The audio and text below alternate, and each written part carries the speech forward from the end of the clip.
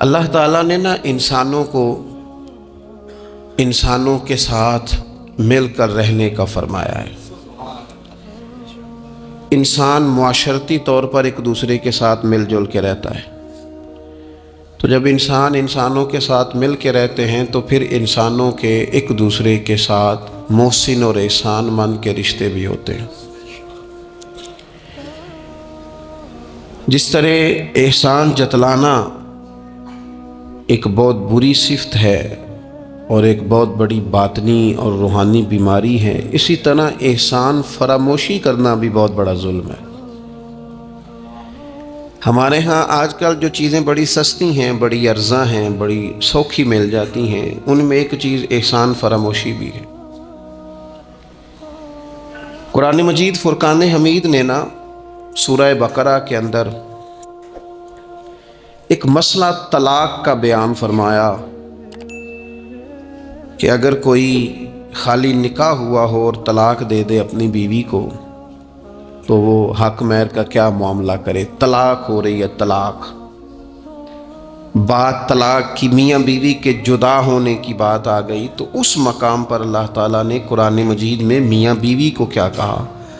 فرمایا وَلَا تَنْسَوُا الْفَضْلَ بَيْنَكُمْ، آپس میں ایک دوسرے کے احسان کو بھلا نہ دو۔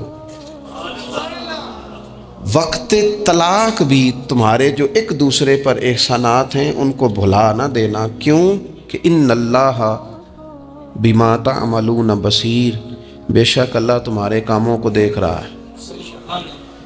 انسان کا انسان کے ساتھ جو بھلائی کا رشتہ ہے، نیکی کا، اسے کبھی نہ بھلایا جائے۔ اور قرآن مجید نے کہا حل جزاء الاحسان الا الاحسان، کیا ہے بھلا نیکی کا بدلہ مگر نیکی۔ احسان کا بدلہ صرف احسان۔ ہم نہ احسان مندی نہیں کرتے، مزاج نہیں پیدا کرتے۔ اچھا کبھی احسان مانتے بھی ہیں تو کسی نے جو ایک دو احسان کر دیے ہیں نا اس کا مانتے ہیں، اور ہمارے جو قریبی ہیں، جو اپنے ہیں، جن کے احسان گنے نہیں جا سکتے، شمار نہیں کیے جا سکتے، ہم پر سب سے زیادہ احسان ہمارے رب کریم کا ہے۔ اس نے ہمیں پیدا کیا ہے، اس نے ہمیں زندگی دی ہے، وہ ہمیں رزق دیتا ہے، اس نے ہمیں شعور دیا ہے، اور پھر اس کے بعد ہمارے اوپر سب سے بڑھ کر احسان ہمارے رسول پاک کا ہے صلی اللہ علیہ وسلم۔ حضور کا تو وجود ہی پورا اللہ کا احسان ہے۔ لقد من اللہ علی المؤمنین اذ بعث فیہم رسولا، رب کہتا ہے میں نے تم پر احسان کیا ہے کہ میں نے تمہیں اپنا رسول عطا فرمایا ہے۔ حضور کا سارا وجود ہی ہمارے اوپر احسان۔ لیکن آپ دیکھ لیں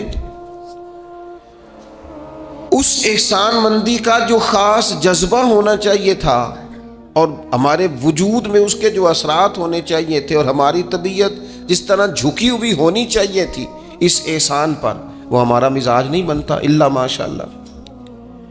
اللہ تعالیٰ کے احسانات ہیں، نبی پاک کے احسانات ہیں، پھر علماء، مشائخ، قرآن مجید کے تراجم، تفاسیر، احادیث کی شروحات لکھنے والے، ہمیں سمجھانے والے، جو ہمیں اللہ رسول سے جوڑتے ہیں، جو ہمیں وہ رستہ دکھاتے ہیں، ان لوگوں کے احسانات ہیں، ہمارے اساتذہ کے احسانات ہیں۔ اور دنیاوی احسانوں میں سب سے بڑھ کر جو ہمارے اوپر احسان ہے وہ ہمارے والدین کا ہے۔ اور قرآن مجید میں اللہ کریم نے فرمایا میرا بھی شکر ادا کرو اور اپنے ماں باپ کا بھی شکر ادا کرو، ان کا بھی شکریہ ادا کرو۔ مزاجوں میں تشکر کا جذبہ نہیں۔ وہ میں ایک دوست ناراض ہو گئے اپنے گھر سے، تو والد نے انہیں کہا ٹھیک ہے آپ الگ ہو جائیں، جو ان کا حصہ تھا وہ ان کو دے دیا۔ 4 بھائیوں میں سے ایک کو انہوں نے روانہ کر دیا۔ اب ظاہر ہے کچھ پریشان ہوئے، گھر چھوڑنا تھا تو ایک اور جگہ منتقل ہوئے، تو ان کے ایک دوست نے ان کی مدد کی اور ان کو انہوں نے کچھ دن اپنے ساتھ رکھا، پھر آہستہ آہستہ مواقع بن گئے اور جگہ ان کو مل گئی۔ تو وہ میرے ساتھ گفتگو کر رہے تھے، تو ہم جو سادہ لوگ ہوتے ہیں، دیسی دیہاتی، وہ ہم نہ ایک بات ہی پکڑ لیتے ہیں ساری زندگی، اور تصویر کا دوسرا رخ دیکھنے کو تیار نہیں ہوتے۔ کہنے لگے جی یہ میرا محسن ہے، اس نے اتنے دن مجھے گھر رکھا، کوئی 20-25 دن اس نے مجھے اپنے گھر رکھا، پھر اس نے میرے ساتھ تعاون کیا، پھر کاروبار چلانے میں میری مدد کی، پھر مجھے مکان لے کے دیا۔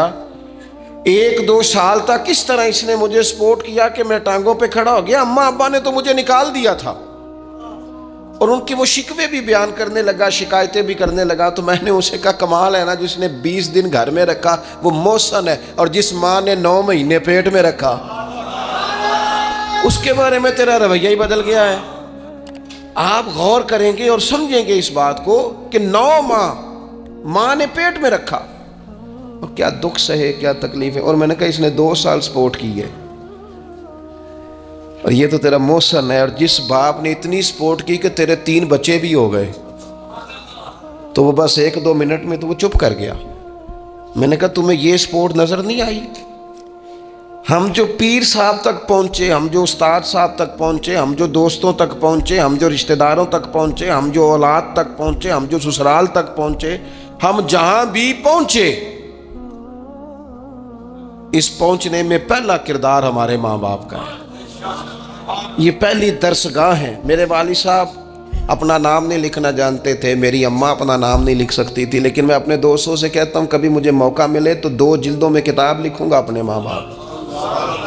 میری والدہ کے بارے میں کوئی مجھ سے پوچھے کہ آپ کی اماں کیا ہے، تو میں کہوں گا میری اماں میرے لیے یونیورسٹی ہے، میری اماں میرے لیے اتھارٹی ہے، اس لیے کہ اس گود کے اندر بیٹھ کے جو سیکھا ہے وہ کہیں اور سیکھنے کو نہیں ملا۔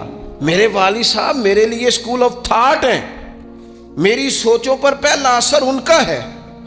ہم نا مطلب وہ نئے نئے رنگ، نئے نئے انداز، نئی نئی چیزیں دیکھ کر پیچھے ہم ہر چیز بھولتے جاتے ہیں، اور نوے نوے نہ یار بنائیے۔ میں نہیں جیگوں آکھنا، اس لیے کہ میرا میاں صاحب سے یہ شکوہ ہے کہ تسی کمینہ ہی آگ چھڑیا ہے۔ یہ تو ثقیل لفظ ہے، صوفیاء ثقیل جملے استعمال نہیں کرتے، تو ثقیل ہے لفظ۔ یعنی آج کل بھی کسی کو کمینہ کہنا بڑا مشکل کام ہے نا، بندہ نالائق کہہ دے، بیوقوف کہہ دے، تھوڑا سا نا لفظ قابو میں ہے، لیکن کمینہ کہنا، لیکن میاں صاحب کہتے ہیں نوے نوے نہ یار بنائیے ایویں وانگ۔ او بھائی تھوڑا سا نا اپنے ماں باپ کے لیے بازو بچھے ہوئے ہوں، محبت ہوئی ہو، اور یار میرے رسول پاک کریم محبوب علیہ السلام، معصوم آمنہ صلی اللہ تعالی علیہ وسلم، نبی پاک علیہ السلام نے نا فرمایا جس نے لوگوں کا شکریہ ادا نہیں نہ کیا اس نے اللہ کا بھی کوئی نہیں کیا۔ اگر تو کسی کا احسان مند ہی نہیں، اگر تو کسی کا مشکور ہی نہیں، تو اللہ کا کیا شکر ادا کرے۔ حضور نے فرمایا جب کوئی تمہارے ساتھ نیکی کرے تو بہترین بدلہ دینے کی کوشش کرو۔ وہ بابا بلے شاہ صاحب نے نا کتے کی وفاداری کا بیان فرمایا ہے، اور بڑی سمجھنے والی بات ہے۔ بابا صاحب کہتے ہیں کہ کتا جو ہے نا اس کے ہم مالک ہیں، تو ہمارا بھی تو کوئی مالک ہے نا۔ فرماتے ہیں ایک روٹی کتے کو ڈالتے ہیں، دوسری مانگے تو کئی دفعہ لوگ جوتا بھی مار دیتے ہیں، لیکن خود مالک جو ہے کتے کا وہ پنکھے کے نیچے، اے سی کے نیچے سویا ہے، اور کتا جا کے صبح کسی درخت کے نیچے سوتا ہے، اور ساری رات مالک سویا ہوا ہے، یہ پہرے داری کر رہا ہے، اور کسی کو بھی اس کے گھر میں آنے نہیں دے رہا۔ کہتے ہیں تو کتے کا مالک ہے تو تیرا بھی تو کوئی مالک ہے نا۔ تو راتی جاگیں تے شیخ صداویں، راتی تے جاگ دے کتے تیتھوں اتے، مالک دا در مول نہ چھڑ دے۔ وہ 4 سال بیماری آ جائے تو لوگ معاذ اللہ اللہ کے شکوے کرتے ہیں، اور تو جوتے مارتا ہے تو تیرا جانور تیرے گھر سے جانے کو تیار، لوگ بوری میں ڈال کے بند کر کے چھوڑ آتے ہیں، اسے پتہ ہے مالک چھوڑ گیا ہے، لیکن گھر آنے سے پہلے بلی پھر آ جاتی۔ راتی جاگیں تو شیخ صداویں، راتی جاگ دے کتے تیتھوں اتے، مالک دا در مول نہ چھڑ دے۔ پاویں مارو 100 جتے، ایک برکی دا قدر پچھانن، پاویں مالک ہوں من ستے۔ اے تیتھوں اتے رکھا سکھا کھا، دنے جا رکھاں وچ ستے، تیتھوں اتے اٹھ بلیا چل یار منا لے، نہیں تے پھر بازی لے گئے نہیں کتے۔ اٹھ بلیا چل یار منا لے، نہیں تے بازی لے گئے۔ جنہ تنام وچ عشق نہ رچیا، کتے او نہ تھی چنگے۔ اور ویکھو نا مالک دے کر راکھی کر دے صابر بھوکے ننگے. اپنی زندگی میں کچھ مزاج شکر والا. نبی پاک علیہ السلام نے فرمایا جو تم سے نیکی کرے اسے اچھا بدلہ دینے کی کوشش کرو. اور حضور فرمانے لگے اگر بدلہ دینے کی طاقت نہ ہو تو پھر اس کے لیے دعا کرو, اور اتنی کرو اتنی کرو اتنی کرو محسن کے لیے دعا کہ تمہیں یوں لگے کہ تم نے حق ادا کر دیا ہے. پھر اس کے لیے دعا کرو, اپنے محسنوں کا شکریہ. اور یارو میرے نبی پر کوئی احسان نہیں کر سکتا, لیکن میرے رسول پاک صلی اللہ علیہ وسلم سے جس نے تھوڑی سی بھی محبت کی نا, مدینے والے لینے گئے میرے نبی پاک کو ہجرت سے پہلے. تو حضور کے چچا حضرت عباس رضی اللہ تعالیٰ عنہ حالانکہ ابھی کلمہ نہیں پڑھتے تھے, وہ کہنے لگے او مدینے سے لینے آنے والوں, نبی پاک یہاں بڑے معزز ہیں, ان کا بڑا اعزاز ہے, اگر تم محبوب کی حفاظت کر سکتے ہو تو پھر لے کے جانا. تو اہل مدینہ نے کہا کہ آپ ایک دفعہ بھیجیں تو صحیح, ہم تو اپنے اہل خانہ سے بڑھ کر حفاظت کریں گے. یہ باتیں ہو رہی ہیں. ایک انصاری تھے حضرت ابو الحیثم, اٹھ کے نا حضور کے قریب گئے, کہنے لگے یا رسول اللہ ایک بات کر لوں. حضور نے فرمایا کر لو. عرض کی حضور ہمارے جن جن سے بھی تعلقات ہیں ہم سب سے بگاڑ لیں گے. حضور ہم صرف اور صرف آپ کی غلامی کریں گے, لیکن ایک ہلکا سا ڈر ہے, اگر اجازت ہو تو عرض کر لوں. حضور نے فرمایا کرو. عرض کرنے لگے یا رسول اللہ کل کو اگر آپ کو غلبہ ملے اور اللہ کے فضل سے ملے گا تو پھر ایسا نہ ہو کہ آپ اپنی قوم کی طرف لوٹ آئیں تو پھر ہم سے یہ فراق یہ بچھوڑا سا نہیں جائے گا. حضور پھر آپ واپس تو نہیں آئیں گے. تو حضور نے ان کی بات سنی تو حضور مسکرا پڑے, فرمایا مدینے والوں سنو, کبھی نہ بھولنا میں تم میں سے ہوں اور تم مجھ میں سے ہو. چھوڑ کے کیوں؟ ہمارے ایک بزرگ سے کسی نے کہا تھا او تم لوگ مدینے زیادہ رہتے ہو, حالانکہ نبی پاک نے تو مکے میں زیادہ وقت گزارا ہے.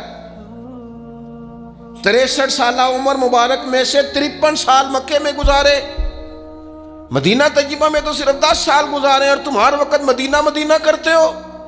وہ کہنے لگے جا کے اپنا کیلکولیٹر ٹھیک کر, تیرا یہ فلسفہ بھی ٹھیک نہیں. نبی پاک نے مکے میں 53 سال گزارے ہیں اور مدینے میں قیامت تک کے لیے ڈیرا لگایا ہے. جا کے کیلکولیشن ٹھیک کر.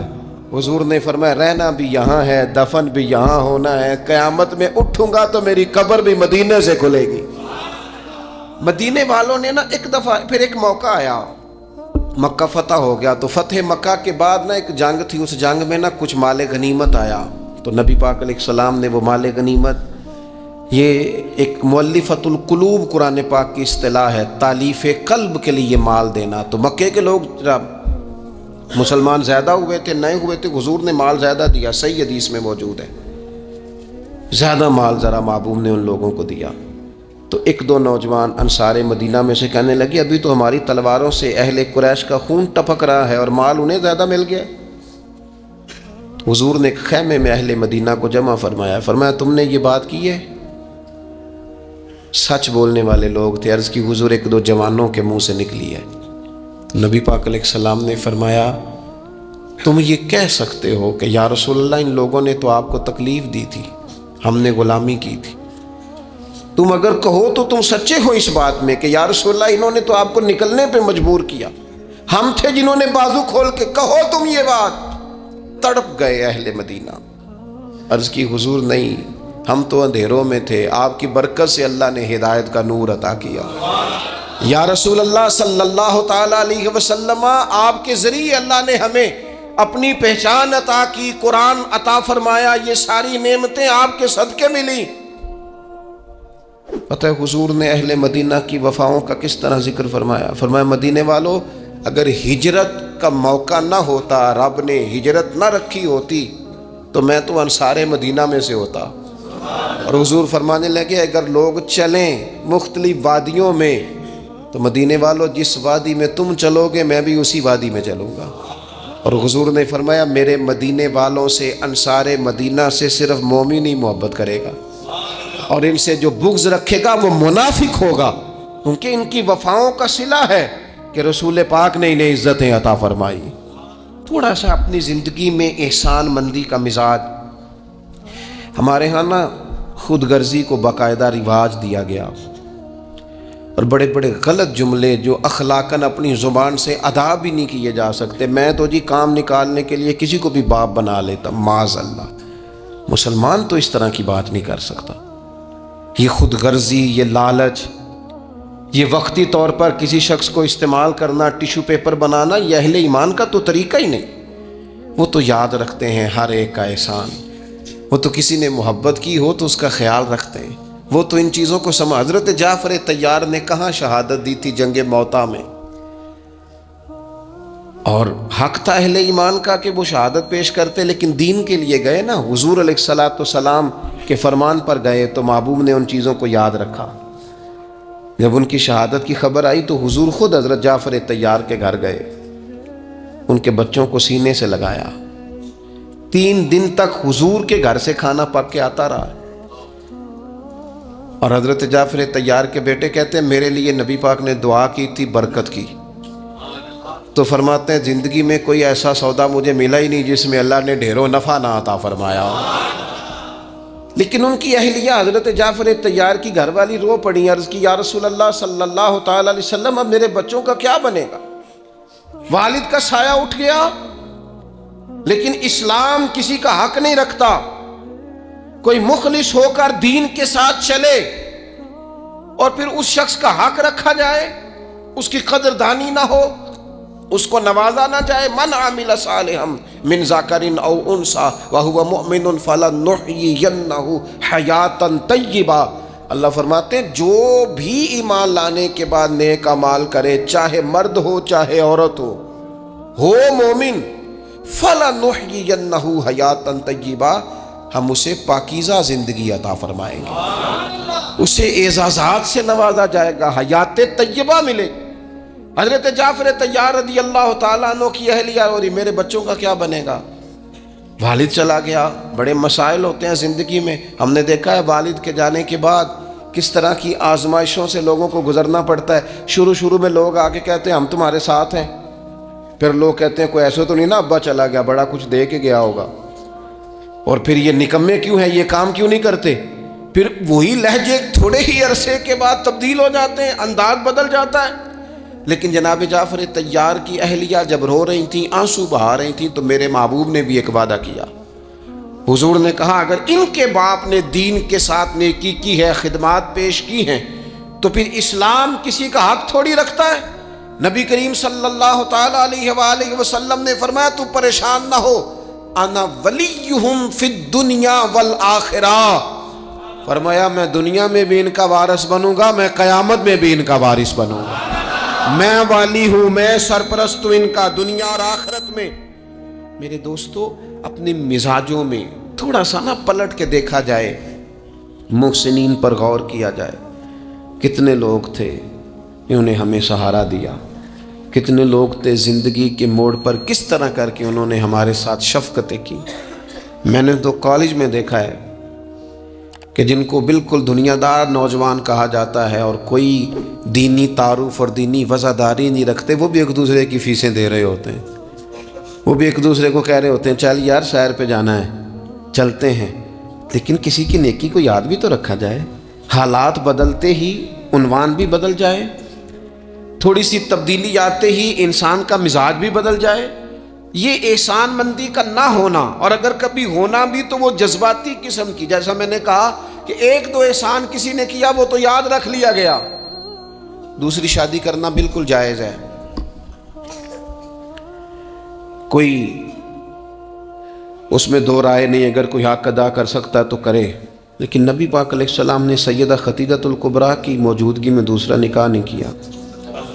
اعلیٰ حضرت بریلوی رحمۃ اللہ علیہ حج کے لیے تشریف لے گئے تو وہاں جتنے علماء اس وقت موجود تھے وہ سارے آ کے بیٹھ گئے، حضور ہمیں حدیث پاک پڑھا دیں، ہمیں تفسیر کے اسباق پڑھا دیں، ہم شاگرد بننا چاہتے ہیں، اسناد لے رہے ہیں۔ اب اس زمانے میں لوگ 6 ماہ، سال اس سے بھی زیادہ حرم شریف میں رہتے تھے، تو وہاں کچھ لوگوں نے کہا حضور اتنا عرصہ آپ کو یہاں رکنا ہے تو آپ یہاں نکاح کر لیں۔ فرمانے لگے دوسری شادی جائز بھی ہے اور میں اس کی طاقت بھی رکھتا ہوں، لیکن اعلیٰ حضرت فرمانے لگے میری اہلیہ نے نا تکلیفوں میں میرا ساتھ دیا ہے، میں اسے وقت نہیں دے پایا، دین کے کام میں لگا رہا، لیکن اس خاتون نے بڑی نیک نامی کے ساتھ میرے ساتھ زندگی بتائی ہے۔ یہ اعلیٰ حضرت کے لفظ ہے۔ فرمانے لگے میں طاقت بھی رکھتا ہوں، شریعت کی اجازت بھی رکھتا ہوں، لیکن میں دوسری شادی اس لیے نہیں کروں گا کہ میری بیوی کو تکلیف ہوگی۔ لیکن یہاں جناب حالات بدلے نہیں تو عنوان بدلا نہیں۔ میں نے کہا ہے کہ ناجائز نہیں کہہ رہا میں اس کو کسی مقام پر بھی، لیکن کچھ چیزیں ایسی ہیں جس کو آگے بڑھ کر ہم سیرت اور سوانے سے لے سکتے ہیں۔ سیدہ خدیجہ الکبریٰ رضی اللہ تعالیٰ عنہا نے حضور سید عالم علیہ السلام کے ساتھ وہ وقت گزارا تھا جو اسلام پر غربت کا وقت تھا، جو کفار کی اذیتیں برداشت کرنے کا وقت تھا، جس وقت معاذ اللہ کمر مبارک پر اونٹ کی اوجڑیاں رکھی جاتی تھی، راستے میں کانٹے بچھائے جاتے تھے، پتھر برسائے جاتے تھے۔ اس موقع پر سیدہ پاک حضور کی بارگاہ عالی مرتبت میں رہی۔ حضور کی ہر زوجہ کی کیا شان ہے۔ اور پھر سیدہ عائشہ صدیقہ جو محبوبہ ہیں محبوب خدا کی، کیا عظمتیں ہیں، پر سیدہ خدیجہ الکبریٰ کا انفرادی انداز ہے۔ حضرت عائشہ صدیقہ کہتی تھی میں نے اس خاتون پر ہمیشہ رشک کیا، بڑے سارے لوگ آتے تھے حضور سے ملنے، لیکن دروازے پر ایک خاتون بولی، جناب حالہ بنت خولت، دروازے پر خاتون بولی، اجازت مانگی السلام علیکم کے بعد میں آ جاؤں؟ تو سیدہ عائشہ صدیقہ فرماتی ہیں محبوب نے جھٹ سے چہرہ مبارک اٹھایا، فرمایا یہ تو حالہ کی آواز ہے، یہ تو ختیجہ کی بہن ہے، یہ دیکھو کتنی آواز ملتی ہے، تو ختیجہ کی بہن ہے، حالہ کی، جلدی سے بلاؤ۔ کہتے وہ آ گئیں، بیٹھی چلی گئیں۔ میں نے عرض کی حضور اللہ تعالیٰ نے آپ کو بڑی بہتر ازواج دی ہیں، پر اس خاتون کا بڑا ذکر کرتے ہیں۔ تو سیدہ کہتی ہیں دیکھتے دیکھتے ہی حضور کے آنسو چھلکے، دیکھتے دیکھتے ہی رخساروں سے وہ نور بھری لڑی مبارک داڑھی کے قریب آنے لگی۔ محبوب فرمانے لگے جب لوگوں نے میرا حوصلہ توڑا تو عائشہ ختیجہ نے مجھے حوصلہ دیا۔ کہا لوگوں نے میرا انکار کیا، وہ مجھ پر ایمان لائیں، لوگوں نے مجھے جھٹلایا، انہوں نے میری تصدیق کی، اور پھر کہا اللہ نے مجھے جو اولاد دی وہ بھی خدیجہ الکبریٰ کے بدن سے دی۔ وَلَا تَنْسَبُ الْفَضْلَ بَيْنَكُمْ، آپس میں ایک دوسرے کے احسان بھلا نہ دو۔ وہ جس نے ایک موقع پر جب تم قرض میں الجھ گئے تھے تمہارے ساتھ نیکی کی ہے، وہ تمہیں ساری زندگی یاد رہی۔ اور جن بھائیوں نے، جس اہلیہ نے، جن دوستوں نے، ماں باپ نے، قریبی عزیزوں نے زندگی تمہارے نام کر دی، وہ تمہیں بھول گیا ایک منٹ میں۔ اپنی زندگی احسان مندی والی ہو، اس میں حضرت ابوبکر صدیق رضی اللہ تعالیٰ عنہ نے بڑا کریم محبوب کا ساتھ دیا۔ ایک موقع پہ نہیں، درجنوں مواقع پر حضور نے فرمایا میں نے سب کی نیکیوں کے بدلے دے دیے، ابو بکر کا بازو تھام کے لے جاؤں گا، رب ہی اسے اجر عطا کرے گا۔ حضرت صدیق اکبر رضی اللہ تعالیٰ عنہ کی ان باتوں کو میرے کریم نے ہمیشہ، بلکہ حضرت عمر کہتے ہیں میری اور جناب صدیق اکبر کی کسی بات میں شکر رنجی ہو گئی تھی، اور جناب صدیق حضور کے پاس چلے گئے اور جا کر کے عرض کیا کہ یا رسول اللہ صلی اللہ تعالیٰ علیہ وآلہ وسلم یہ معاملہ ہو گیا ہے۔ حضرت سیدنا ابو بکر صدیق کی بات سن کے حضور خاموش ہو گئے۔ حضرت صدیق نے عرض کی حضور میں نے کہا بھی تھا، عرض بھی کی تھی، لیکن عمر فاروق مانے نہیں، یہ اگر کوئی بھائی معذرت کرے تو اس کی قبول کر لینی چاہیے۔ ہمارے ہاں نا احساس ہونے پر منتیں کرتے دیکھے ہیں میں نے بھائی، اپنے بچوں سمیت آ کے بیٹھے دیکھیں اور چار یار غلطی ہو گئی تھی، وہ بندہ جس کی روزانہ لاکھوں غلطیاں رب معاف کرتا ہے، وہ کسی کی ایک خطا بھی معاف کرنے کو تیار نہیں ہے۔ شادی کا موقع ہے، منانے کے لیے جا رہے ہیں رشتہ دار، کہتے ہیں آج ہی تو ٹائم آیا ناراض ہونے کا، اور تیار ہی نہیں ہے، راضی نہیں ہوتے ہیں۔ یہ حدیث یاد رکھ لینا، نبی پاک علیہ الصلوۃ والسلام نے فرمایا جس کا بھائی اس کے پاس معذرت لایا، معافی مانگنے آیا اور اس نے معاف نہ کیا، محبوب فرماتے میرے حوض کوثر پہ نہ آئے، یہاں نہ آئے۔ وہ تیرا بھائی ہاں کوئی عقیدے کا مسئلہ تھا، کوئی شرعی معاملہ تھا تو بات اور تھی، ذات کے لیے بت بنا کے رکھے ساری زندگی، اور معافی دینے کو ہم تیار نہ ہوئے، احساس ہی نہیں پیدا کیا کہ وہ جو آ گیا ہے وہ تو اب آ گیا، اب ہمیں درگزر کا حکم تھا۔ حضرت ابو بکر صدیق رضی اللہ تعالیٰ عنہ نے معذرت چاہی، لیکن جناب عمر کے مزاج میں جلال تھا، وہ ناراض ہیں۔ حضرت صدیق حضور کی بارگاہ میں حاضر ہو گئے، سارا مدعا عرض کر دیا۔ حضرت عمر کہتے ہیں میں پیچھے گیا، اور جب میں گیا تو میں حال سارا سمجھ گیا۔ کہتے ہیں جب نبی پاک کی بارگاہ میں گیا تو جو حضور کے جملے تھے وہ جناب صدیق اکبر کی عظمت کو کہاں سے کہاں لے گئے۔ محبوب فرمانے لگے عمر کیا تم میری خاطر ابو بکر کو چھوڑ نہیں سکتے تھے؟ فرمایا جب سب مجھے جھٹلا رہے تھے یہ میری تصدیق کر رہا تھا، جب سب کی تلواریں نیام سے باہر نکلی ہوئی تھی اور ابو بکر سینہ کھول کے میری حفاظت کر رہا تھا، تم میری وجہ سے اسے چھوڑ نہیں سکتے تھے۔ احسان کسی کا تو یاد رکھا جائے، اور جو لوگ احسان مند تھے، حضرت شیخ سعدی رحمۃ اللہ تعالیٰ علیہ فرماتے میں نے دیکھا ایک شخص کے پیچھے پیچھے ہرن چل رہا تھا،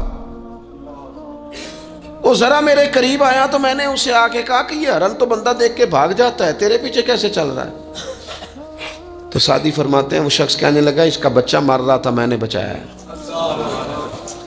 میں نے اس کے بچے کو پانی پلایا ہے، گھاس کھلائی ہے، تو جب سے یہ دم ہلاتا ہلاتا میرے پیچھے ہے۔ حضرت سعدی فرماتے ہیں اس کے گلے میں رسی کوئی نہیں تھی، پر اگر اس کے گلے میں کوئی رسی تھی تو احسان کی رسی تھی، جس سے وہ بندھا ہوا پیچھے پیچھے چلا آ رہا تھا۔ کوئی تو ایسی رسی، یہاں تو بھائی اتنا عجیب معاملہ ہو گیا ہے۔ ہمارے ایک بہت بڑے بزرگ عالم ہیں، تو ایک دن فرما رہے تھے یار حد ہو گئی ہے، جن کو پڑھایا تھا لکھایا تھا وہ مقابلے میں آ کے بیٹھ گئے، ہم نے شاگرد بنائے تھے کہ دشمن تیار کیے تھے۔ وہ عربی کا ایک محاورہ ہے نا، جس سے نیکی کرو پھر اس کے شر سے بھی بچو، بعض تو اسے حضرت علی کا قول بھی کہتے ہیں۔ اپنی زندگی میں یہ مزاج کبھی نہ بنائیں، کبھی نہ بنائیں، کبھی کوئی ایسی طبیعت کے اندر بات نہ لائیں